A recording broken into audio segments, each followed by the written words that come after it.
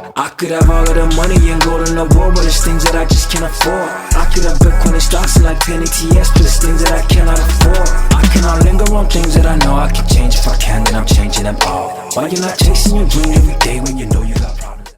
Welcome back. This is the Underdog Research Channel, and yeah, I'm the principal researcher for this channel, Underdog Researcher, and you know what it is, a conversation with yours truly. You know who he is. Everyone calls him Indigo Saint, friend, musician, mathematician, crypto enthusiast.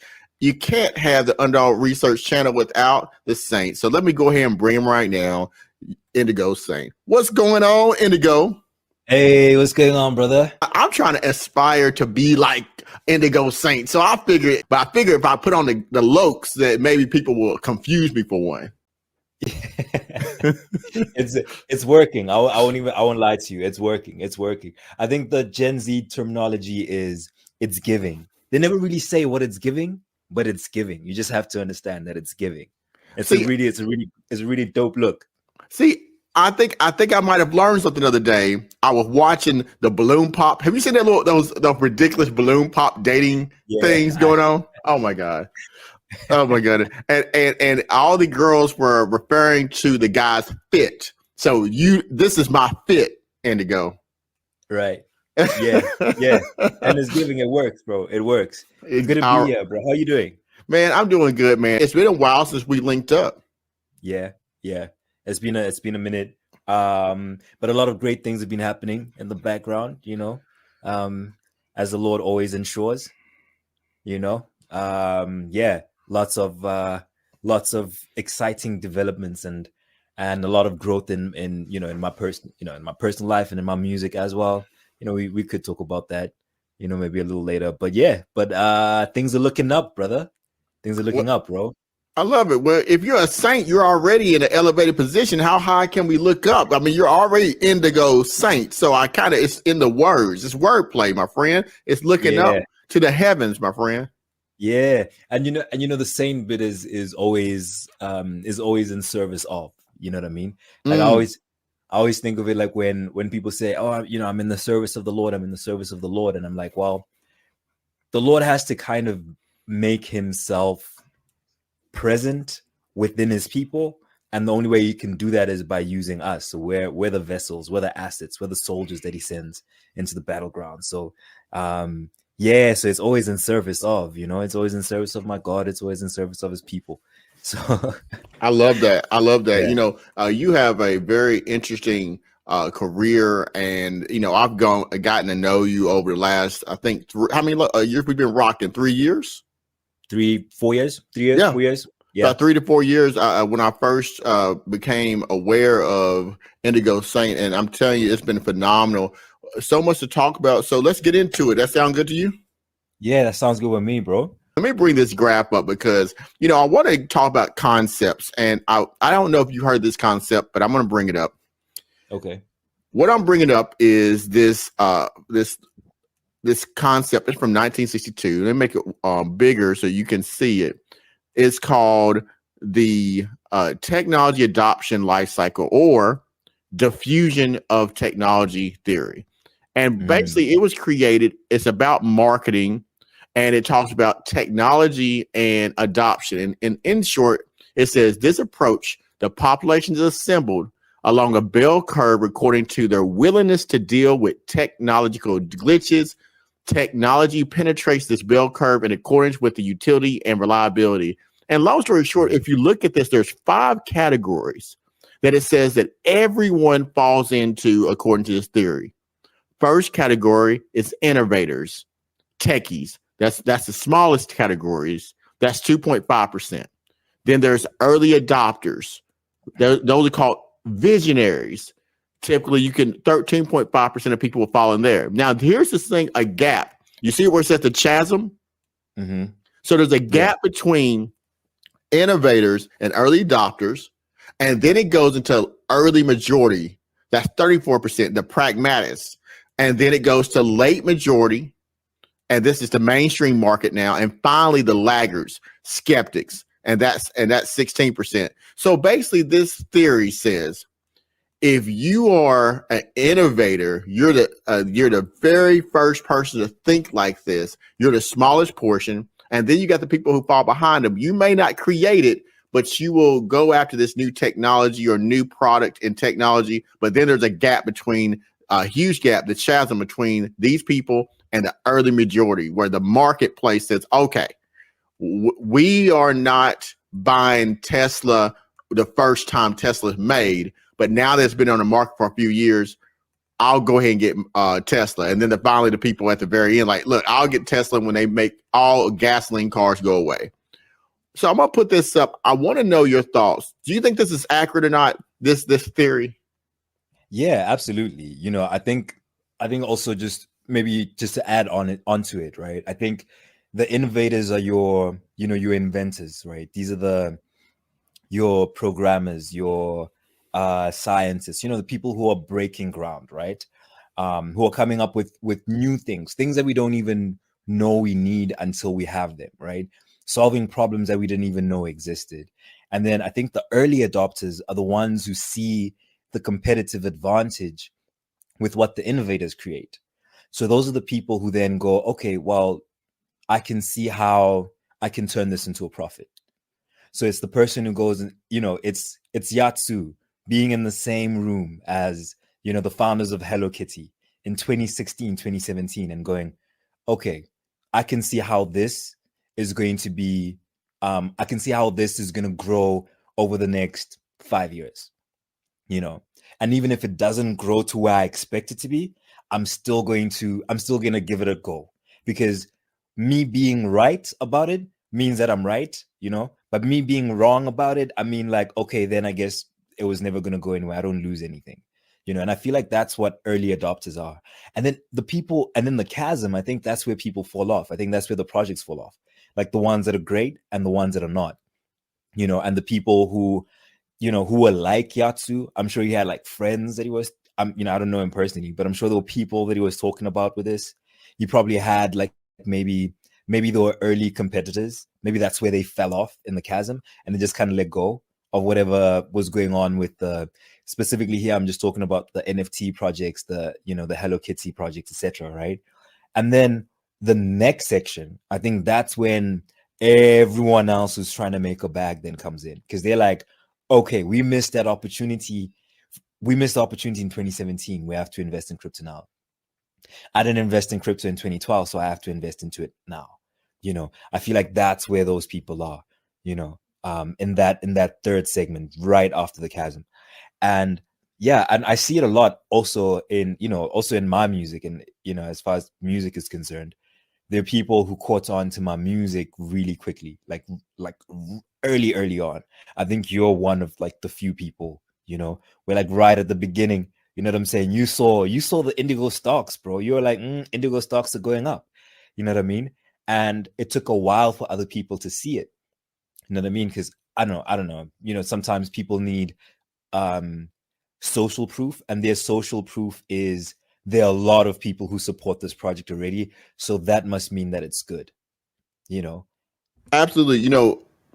We see the memes all the time, and I've seen it and felt it in my real life. When I do separate the internet life from real life. I don't know if everybody else does, but you got to distinguish between the two, because you got different personas, even different personalities. But, people don't support you unless they think you've made it, whatever that means. And I guess I could relate that to this theory, diffusion of innovation theory. So if y'all don't know this, I'm putting this, don't say you didn't hear it from someone else, DOI, diffusion of innovation. That's the name of the theory. And I guess, if we apply that to crypto and technology, the same thing. Everyone says things, but do they really mean it? We talk about Google, we talk about Apple, and then there used to be a time where we say, hey, would you love to have Apple stock back in the 90s? I'm at the point where I don't really believe people when they say that, because if they were like that, they would take the same risk, because see, it was risky for Apple and risky for Google when they had stock at that time. And just like now, it's risky to be in a technology-based project because, yes, you can lose your money, but you also have a potential of gaining a lot of wealth. So I think that's true, but I just don't believe people will actually get into these projects at the early stages because their risk assessment is very, very low. They want all the good things, but they're not willing to make the risk. What do you think? Yeah, I think I've also so I've been learning quite a bit on investment, more so just like my own, managing my own spending, my own investment, my own savings, right? And I think like one of the most important rules is the never invest what you're not willing to lose, right? I think like first of all, that's like really important. And do people stick to that though? I hear you though, but everybody says that, but do we really listen? Most people are going to still invest what they're not willing to lose because they want a great outcome. Let's be honest. Yeah. And a big part of that is the emotion that's attached to money. Yes. It's the emotion that's attached to wealth, because now when you're making that investment and you're buying something, right, you're thinking, ooh, like yacht club, Lamborghini club. You know what I'm saying? Right. Or maybe it's even a little dire. Maybe it's a lot more dire than that. Maybe it's families in hospital, you have bills to pay, you have a mortgage to pay off, like this real life things that people really go through. And so there's an emotion that's attached to that, right? Yes, and that's true. Like you just asked, like, well, how much did you spend on fast food this month? Yeah, absolutely. You know what I mean? Or how much did you spend on thrift, on clothing? How much did you spend on liquor? I mean, how much did you spend on Jordans? How much have you spent on Jordans this year? You know what I mean? Like it's things like that. So when you start to think about it, it's like, okay, well, isn't there a better place in which you can actually put your money, right? And even in like thinking about that, it then also becomes a thing of, you don't just throw your money at like different projects hoping something is gonna stick. It's your money, it's your future. What happened to the investment? And I think the difference between now and back then, when it was Apple stock in the 90s, right? I don't know how many people had an internet connection, but I imagine not that many, probably not, right? Probably that's the very early aspect of it. Yeah, you're right. Yeah, and it must have been really difficult to do, not impossible, but it must have been really difficult to do research on like these companies. Like, oh, there's a company called Apple, right? Maybe you're hearing, maybe you've heard about them on the news, etc. Maybe you read a couple of articles on Time magazine, but then you see like the amount of time that you have to spend, pun unintended, buying those magazines, buying the newspapers, checking the news. I mean, we have the internet today. We have the internet today and the wealth of all of the free information that's there on YouTube. And you think about it though, you brought up a point. I just want to jump in there just to talk about something you said. Accessibility.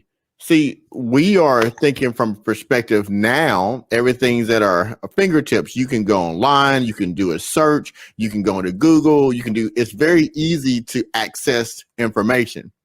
But still, there's skepticism about actually putting your money and taking a risk behind certain things and being early adopters like the DOI talks about. But in the 90s, the accessibility wasn't there. You would go through probably a stockbroker. You would have to have a certain amount of money before you could invest in that stock. It's not like you could just Google Apple. This was a very unknown company, even though they've been around for a while, who took a risk and they won big. So the accessibility wasn't there. So again, it brings it up. The same thing. When people are challenged with accessibility, will that cause a greater obstacle for them to invest in something like technology products, or are they going to be more of the laggards, the late people? I feel like most people fall in that category, that they're going to be late adopters because they want to wait because they don't want the risk. Yeah. And I think also like a big part of that, I think, is embedded in fear. Yeah, fear. Absolutely. Yeah. And like how okay, it might be a bit controversial, might not. I don't know. Oh snap! Bring it. It's all about controversy. If we get kicked off the air, we'll just start another channel. Let's go. Right. Okay. So my thing is, you have to ask yourself, like, you have to be really self-aware. You have to really know yourself. You have to be really in this world that we live in 2024, 2025, let's call it that, right? You have to be really, really aware of yourself.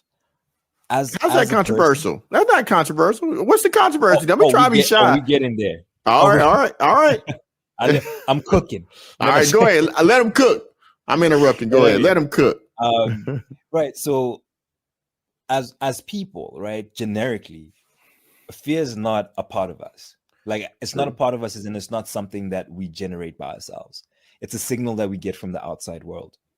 We can take it like back primarily, like if we were still, back in the caveman days or whatever, whenever there'll be, like, say, an animal that was a threat, right? The tribe or whomever, everyone would know, like, you'd know, like, that's a signal. But the fear is coming from outside, right? Today, I mean, like, we're advanced, yeah, sure, absolutely. But like now, the fear that we're getting is not coming inherently from inside of us. It's coming from somewhere else, right? So you have to sit with yourself and ask yourself, why are you so paranoid? What are you so afraid of? How many times I swear to God, you turn on the TV, you watch any news channel, it's nothing positive. But because that's what they make money. Here, we make money off of chaos. Yeah. People are dying here, people are dying there. Some people got shot here, and then maybe a section about a cute dog.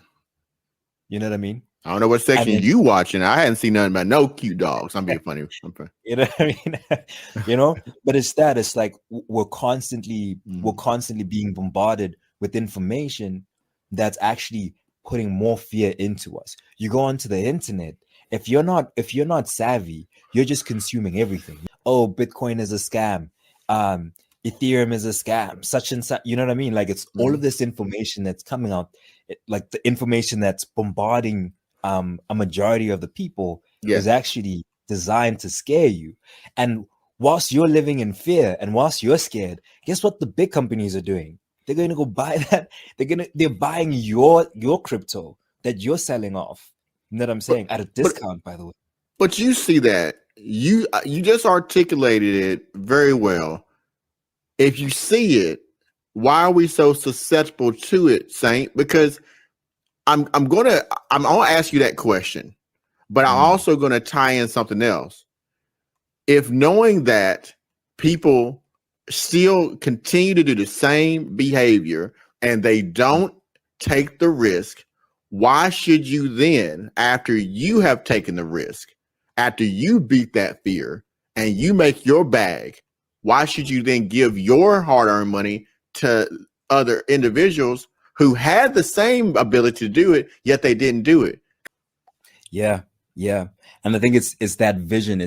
With Diddy gone, we got opportunities, folks.